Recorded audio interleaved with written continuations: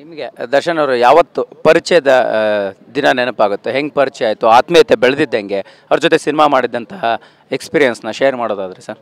Sir, ನಾನು ದರ್ಶನ್ ಅವರು ಇಬ್ಬರು ಕ್ಯಾಮ್ರಾ ಅಸಿಸ್ಟೆಂಟಿಂದ ಕೆಲಸ ಮಾಡಿರೋರು. ಅಂದರೆ ಸಿನಿಮಾ ರಂಗಕ್ಕೆ ದರ್ಶನ್ ಇಂಟ್ರಿ ಹಾಕಿಲಾಗೂ ನಾನು ನೋಡಿರೋದು. ಅವತ್ತು ಹೆಂಗಾದ್ರೆ ಇವತ್ತು ಹಂಗಾದ್ರೆ. ಅದ್ರ ಬಟ್ ಹೋಟೆಲ್ ನನ್ನ ಮನೆ ಮಹೇಶ್ ಇರಲಿಲ್ಲ. ಲಾಸ್ಟ್ ಮೇಯಲ್ಲಿ ಪಾಪ ಹಾಸ್ಪಿಟ್ಲಿಗೆ ಬಂದು ಹೋದರು. ಒಬ್ಬ ಸೂಪರ್ ಸ್ಟಾರು, ಟೈಮ್ ಇರಲ್ಲ, ಆದರೂ ಒಂದು ಫ್ರೆಂಡ್ಶಿಪ್ಗೋಸ್ಕರ ಬಂದು ಹೋದರು.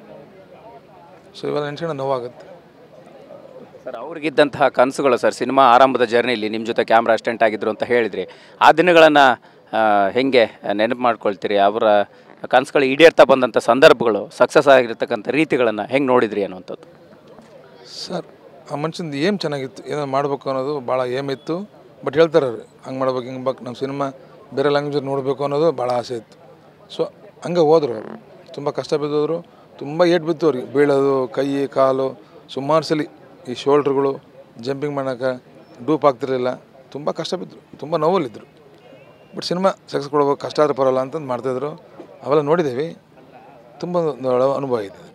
ಈಗ ಅವತ್ತು ದರ್ಶನ್ ಅವರು ಇದ್ದಂತಹ ದಿನಗಳನ್ನು ಸರ್, ತುಂಬ ನಿಮಗೆ ನೆನಪಲ್ಲಿ ಉಳಿಯುವಂಥ ಘಟನೆಗಳು, ಅಯ್ಯೋ ಹಿಂಗಿತ್ತು, ಇಂಥ ದಿನಗಳನ್ನು ಫೇಸ್ ಮಾಡಿದ್ವಿ, ಇಂಥ ದಿನಗಳಲ್ಲಿ ಜರ್ನಿ ಮಾಡಿದ್ವಿ ಅನ್ನೋವಂಥದ್ದು ನೆನಪಾಗೋದಾದ್ರೆ ಸರ್?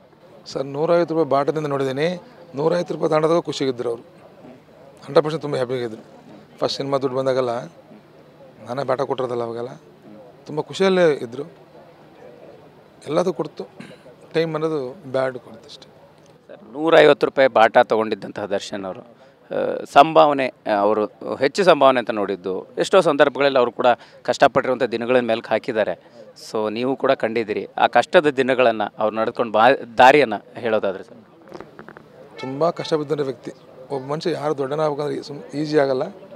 ಹಿನ್ನೆಲೆ ತುಂಬ ಇರುತ್ತೆ. ಯಾರು ಕಷ್ಟ ಬಿದ್ದರೆ ಮಾತ್ರ ದೊಡ್ಡ ಮನುಷ್ಯ ಆಗಕ್ಕೆ ಸಾಧ್ಯ. ಈ ಕಷ್ಟ ಸುಖ ಬರೋ ಕಾಮನ್, ಮನುಷ್ಯನಿಗೆ ಬರಬೇಕು.